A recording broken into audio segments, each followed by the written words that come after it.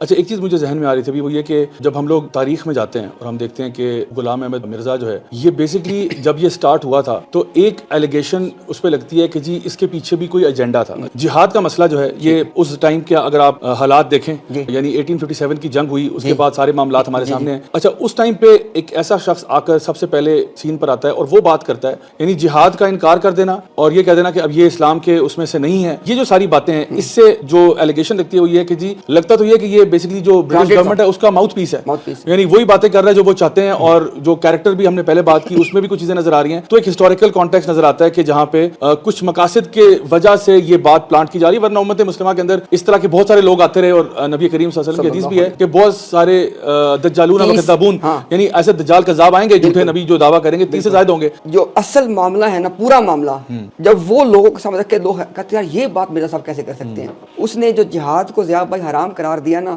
وہ صرف مسلمانوں کے لیے قرار دیا کہ اب مسلمان جنگ نہیں کر سکتا. ٹھیک یہ نہیں کہا کہ اب مسلمانوں کو مارنے والے جنگ نہیں کر سکتے. یہ نوٹ کریں ذرا. مرزا صاحب نے انگریزوں سے کہا ہر بات ہم چلا حوالے سے کر رہے ہیں. مرزا صاحب نے انگریزوں سے کہا کہ میرا باپ اور میرے باپ کے بعد میرا بڑا بھائی غلام قادر وہ دونوں بھی آپ کے جانثاروں میں تھے. اب اگر وقت آیا تو میں بھی آپ کے لیے جان دینے سے گریز نہیں کروں گا.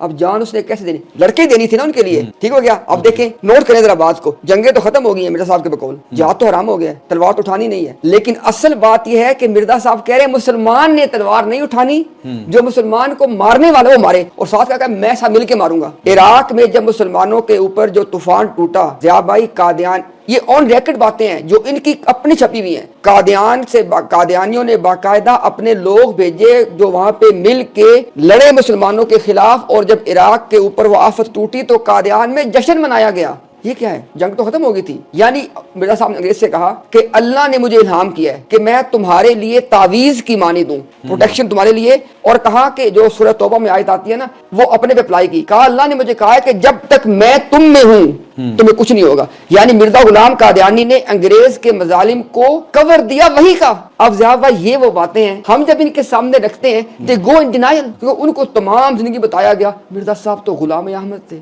اب یہ تصویر ایسی بھیانک ناک ہے, یہ لوگوں کے لیے قابل قبول نہیں ہے. اب جب ہم یہ بات پیش کرتے ہیں دو صورتیں بنتی ہیں, یا تو لوگ فوری طور پہ کہتے ہیں کہ بھائی میں سب کچھ مان سکتا ہوں, یہ نہیں مان سکتا, چھوڑ دیتے ہیں. یا پھر لوگ دے گو ان ڈینائل, وہ کہتے ہیں ہی نہیں ہے, دکھاتے رہو, مانتے نہیں ہے.